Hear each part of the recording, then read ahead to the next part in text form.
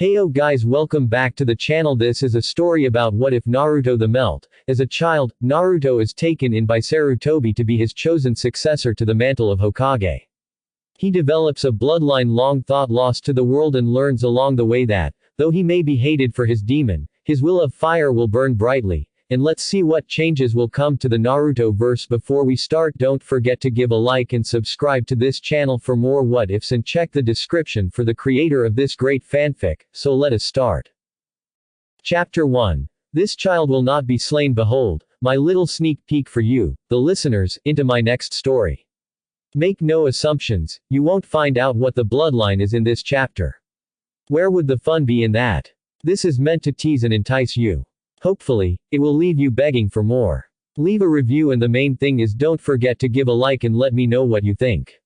Love it? Hate it? Apathetic toward it? Let's just hope you love it, because I love the idea I had for a bloodline. Listeners, reviewers, thank you, licking cream. Chapter 1. The fox was gone, non-existent, like it had never been there. The Yondaime was gone as well, his spirit departed for the belly of the Shinigami. He left behind a wife who followed him into the abyss and a son only a few hours old that he had entrusted to jail the most fearsome of beasts. Truly, it was a sad day in Konohagakure.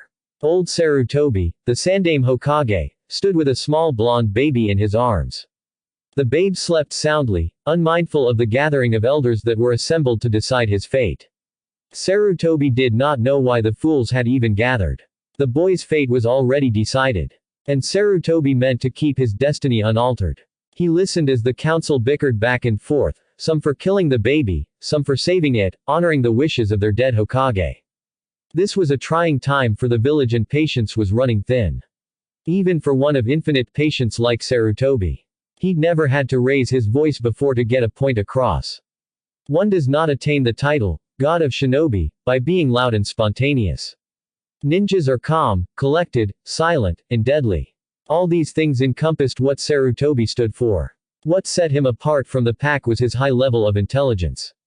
And that intelligence would grant him a successor and save the village in this time and in future times. No one noticed as he rose from his seat, the babe still sleeping peacefully in his arms. Enough. Be silent. The room quieted immediately, and even the small bundle in his arms woke and stared at him reverently. But no sound did it make. He smiled down at the blonde wonder and then turned his gaze back to the council. I have sat and listened to your nonsense long enough. This child will not be slain. He will not be made into a mindless weapon. He will not be used. He is a child of Konoha, and he holds within him the most powerful of beasts. He deserves our respect above all. A nameless council member, one of the civilians, rose. But Lord Hokage, the Kyuubi could break free at any moment. Knowledge of the seal says that its soul is bound to the boys, and that upon the boy's death it will die with him. Would it not be best to kill him now and avoid any future issues? Tsukuyomi narrowed his eyes at the civilian and spoke in a level voice. This child shall not be killed. His own life is a sacrifice. The Yondaime chose him to hold the Kyuubi, and he believed that his people would see this boy for what he is. And what is he? A hero. A Jinchuriki. He is a living sacrifice and a living testament to a human's tenacious hold on life. I will ensure that this boy serves Konoha. I might love the people of this village, but if the leaders themselves can't tell the difference between a harmless child and the most murderous of all demons, then how can I trust the villagers to let him live a peaceful life? He lifted the child and held it out for all to see. The blonde babe giggled and flapped its arms merrily. Tsukuyomi allowed a small smile to cross his face. Now then, look upon this child and tell me where the malice is. Where is the unbridled hatred and rage that the Kyuubi exuded? Where is the fear that should be present in all of you if he were the Kyuubi? But it could be a trick of the Kyuubi to lure us into false hope. It could be pretending to be harmless. Tsukuyomi frowned and wrapped the baby back up in its swaddling clothes. And how exactly is that child different from any other newborn? What newborn doesn't look upon the world with wondering eyes? This baby has been born into a cold, harsh world on the worst night of our village's history. For this, he will be ostracized and hated if he is allowed to mingle amongst the villagers, and I will not have that. I will ensure the boy grows to be a ninja of exceptional quality. I will ensure that he is pure of heart and loyal to the village. And how do you mean to ensure all that? Tsukuyomi smiled at the speaker. Of course, it would be the old warhawk Danzo. How he hated the man. What he said next would make or break the boy's future, but he would not back down. This baby, this small little blonde child you see before you, is my chosen successor. I will train him in the ways of the ninja and the ways of a Hokage. He will lead the village when I step down. Hyuga Hiyashi rose from his seat and walked to stand in front of Sarutobi. The old man's grip on the baby grew tenser as the pale-eyed man gazed down at the infant. The babe stared up into Hiyashi's eyes with wonder and reached out with small hands towards the man's face. Hiyashi's gaze softened and he stuck a finger out for the little child to latch onto. It gripped the digit and cooed happily. And Hiyashi smiled, shocking those gathered. I see that you have chosen a strong child indeed to be your successor, Lord Hokage. I, Hyuga Hiyashi, will trust your decision and will help you in any way I can. To Sarutobi's surprise, the rest of the clan heads stood and offered their support, all except Uchiha Fugaku. He voiced his opinion that he would not support such an endeavor and that the rest were fools. Seeing that he was outvoted, however, he went along with the decision reluctantly, but not without provisions. Should the child ever prove dangerous, I, along with the rest of the Uchiha clan, will not hesitate to bring him down. This I swear. The village must come before a man's wishes. Sarutobi nodded and Fugaku left the chamber without another word. He had said his piece and knew he was no longer needed. One by one, the leaders of the clans came forward to see the baby and offer their support and help should the child need training beyond what Sarutobi gave him. Once all were gone, it left just Hiyashi, Homura, Kaharu, and Sarutobi. The two elder advisors to the Hokage watched as Hiyashi approached Sarutobi and gazed down at the child again. Do you intend to keep him from the village? A child needs interaction with those his age, otherwise, he will grow up too quickly. You've seen how those en route and how young prodigies like Uchiha Itachi act. They have no personality at all, they're like machines. Do you intend to send the child to the academy at some point? Sarutobi rubbed his chin and looked toward the ceiling, as if it would have the answers. I have not thought that far ahead yet truthfully. I will keep him in my household for the first few years of his life, giving him a family life and a stable environment. I will introduce a law that specifically states that those old enough to remember the Kyuubi attack will not speak of it to the younger generation, further giving him a chance at a normal life.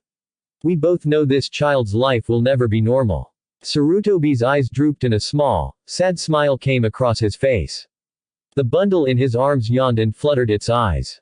I know that. But he deserves at least a happy home life. My family and servants will care for him when I cannot. He will at least know the love of family. He will know that, at least to a few, he is wanted.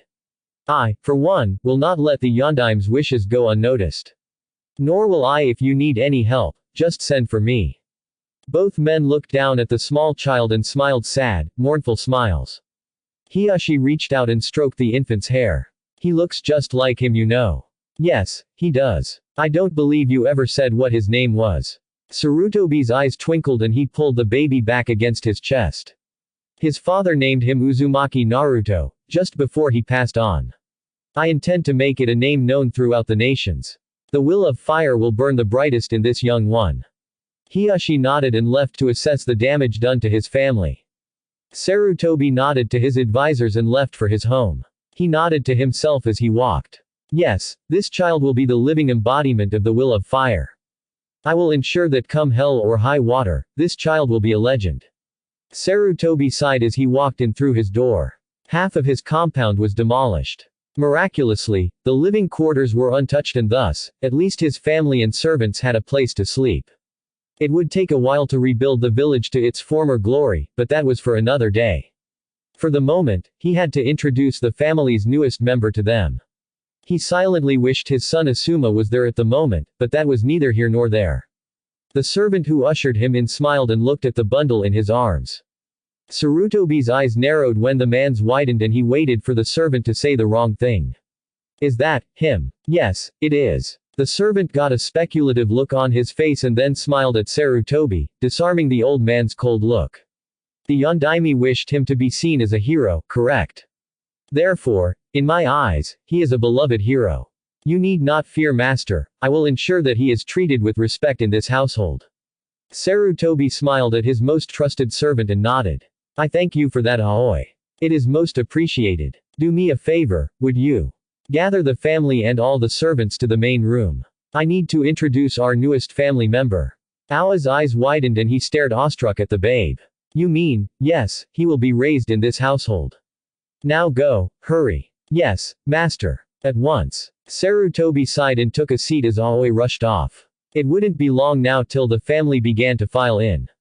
He readjusted the baby, took a deep breath, and closed his eyes. He was old, getting on in years. He should be enjoying retirement now, not taking over the mantle he had given up only a short time ago. But there were none better qualified to take the job, and better him than some young fool who would do something stupid. Or an old war hawk who would like nothing better than to try to invade another country, even while the village was disabled. A small tear wound its way down the crevices on Sarutobi's face. It wasn't fair that one as young as Namikaze Minato had died. He was in the prime of life, a new father, a loving husband, and a damn fine Hokage. But fate is a fickle mistress and the young man had everything taken from him in an instant. All in service of a village that would just as soon see his legacy dead, his family gone, all while singing his praises. Sarutobi wondered if they ever thought of the hypocrisy of it all. His eyes opened when he heard the shuffle of feet and opened his eyes to see the face of his son, peering down at the sleeping form of Naruto. His eyes softened when he saw his son's newlywed wife standing behind him. Hello, you two. Come to pay your respects to an old man. Sarutobi's son laughed and watched as his wife picked up the baby. He noticed that his father gave the child up reluctantly, no doubt because of the tension in the air surrounding the child's origins and identity. Don't worry, father. Eri will not harm the boy. In fact, she seems rather fond of him already. How could I not? He's so precious. And look at those cute little marks on his face. What are those? A birthmark. Sarutobi sighed and smiled at her. You could say that. They mark him as the container of the Kyuubi. And they'll stay with him for life. He watched as Eri tensed and held the boy at arm's length for a moment, before taking him back to her breast and stroking his feathery soft hair. I don't care. He's just a small child that was born at the wrong time. If you need me to, I'll raise him as my own. It'll give me good practice for when Yahiko and I have our child. Sarutobi smiled and allowed himself to relax in the plush chair, as his son and daughter-in-law cooed and lavished praise on the baby. He watched with a bemused expression as the servants filtered in one by one, and the females all took a turn holding him before he ended up back in Eri's arms. The old Hokage grunted as his bones creaked when he rose from the plushy chair and put his hands behind his back. Now that he's been passed around a few times, I'd like to thank all of you for welcoming young Naruto to our home. He will be living here with us and will be raised among us. He is to be given the respect he deserves, but do not spoil him. Do not treat him like royalty. He is to grow to be a humble child, one filled with generosity and kindness. Yahiko turned his head to gaze at the now sleeping baby in his wife's arms. So he is to be a Sarutobi. No, he is to be Uzumaki Naruto. I have decided that he will be my chosen heir for the title of Hokage. A small murmur swept the room and Aoi, ever the loyal servant, felt compelled to ask if this was the right decision. Sarutobi smiled at his most trusted servant and fished his pipe out of his pocket.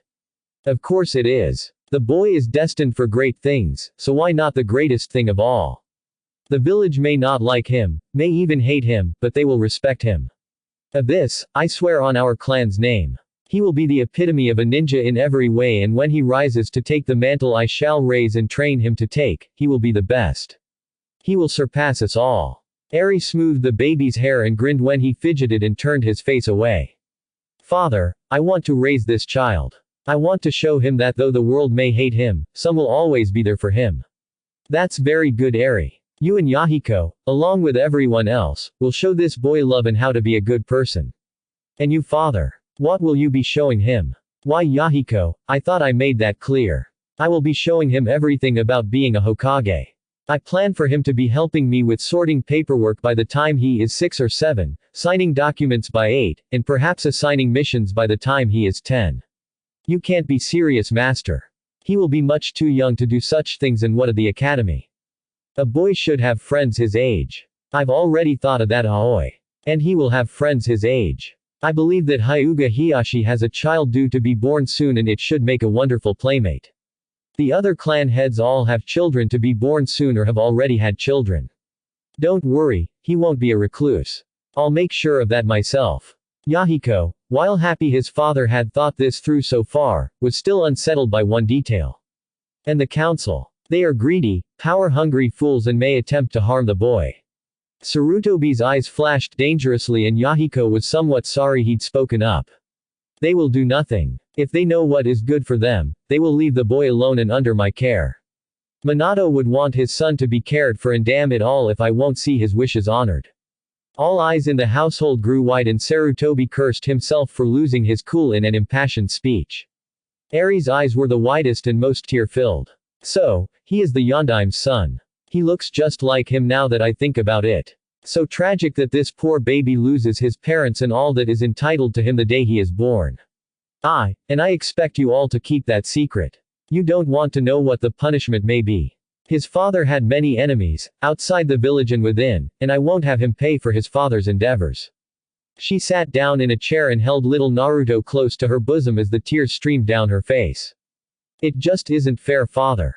And the fact that most of this village would rather see him dead, it sickens me. Eri, it sickens me too. But that is why we must work to make them see his virtues and not the sins that are not his own. His life will be a constant uphill battle and we must be there to help him every step of the way. Yahiko sat on the arm of the chair and put an arm around his wife's shoulders. To think that we would help raise a national hero's son, it's like something out of a fairy tale. The tragedy of a lost prince, orphaned at birth, who comes to be found by kind, benevolent, childless people who only want to see him raised into a fine young man. Sarutobi smiled at his son's wishful thinking.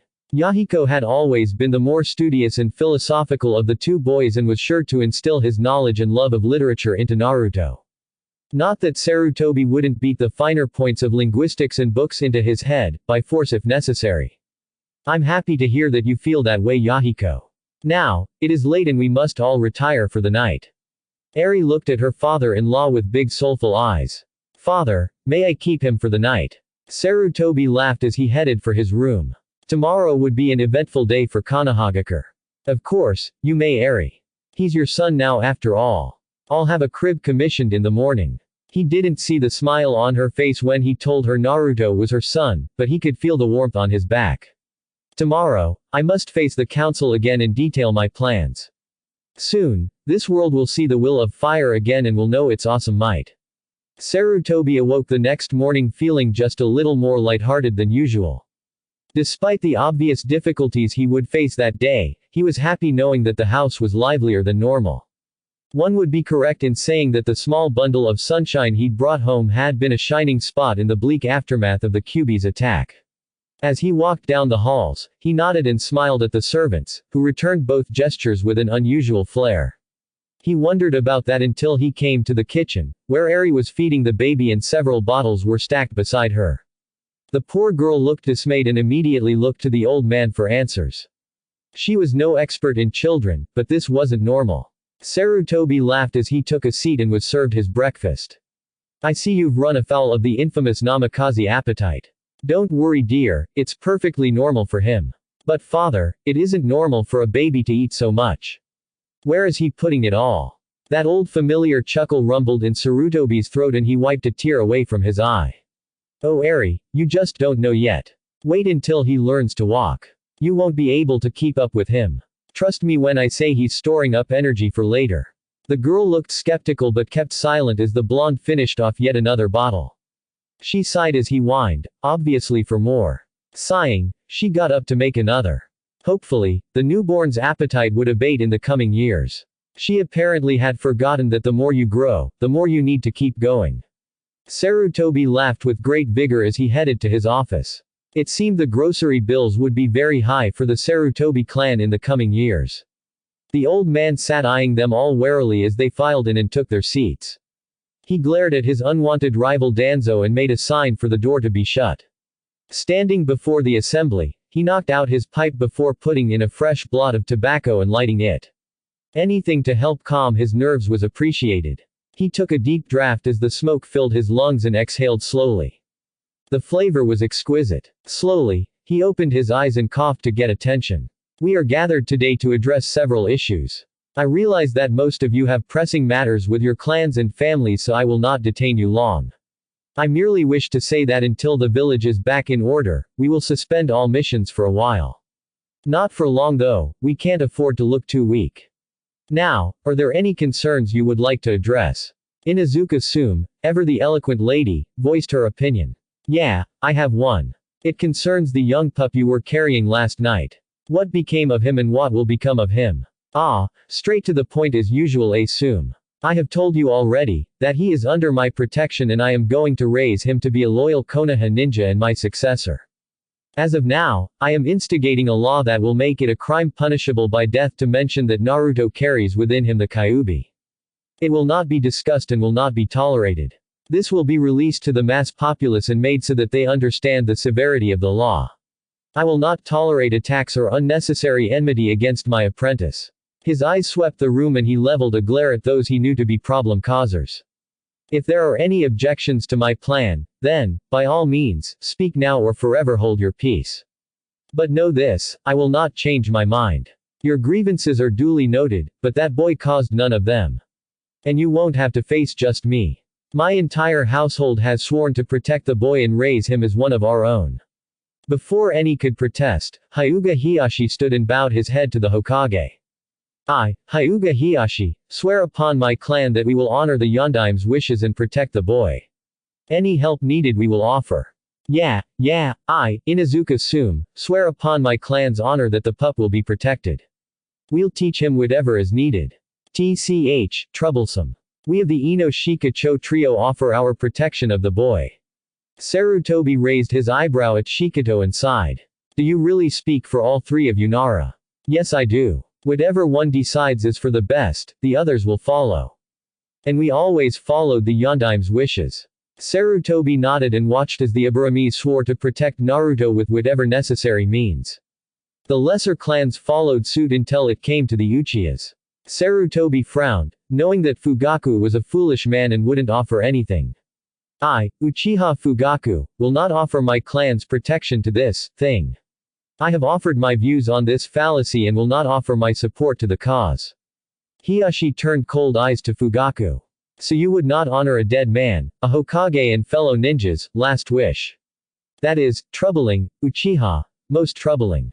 And I say that letting that monster run loose is troubling Hyuga. We've never seen eye to eye, so it is no surprise that we differ on this opinion. I choose to see the truth while the rest of you are blinded by this old man's optimism concerning a supposedly innocent child. But who's to say it's truly innocent?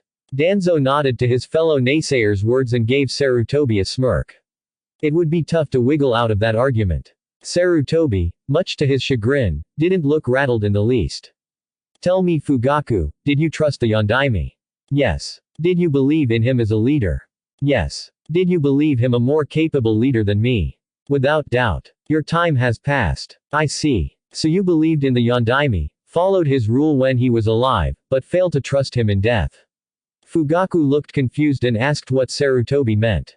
That seal was designed by our beloved Yondaime Hokage and as such, it would fall to reason that you would trust in the man to know what he is doing.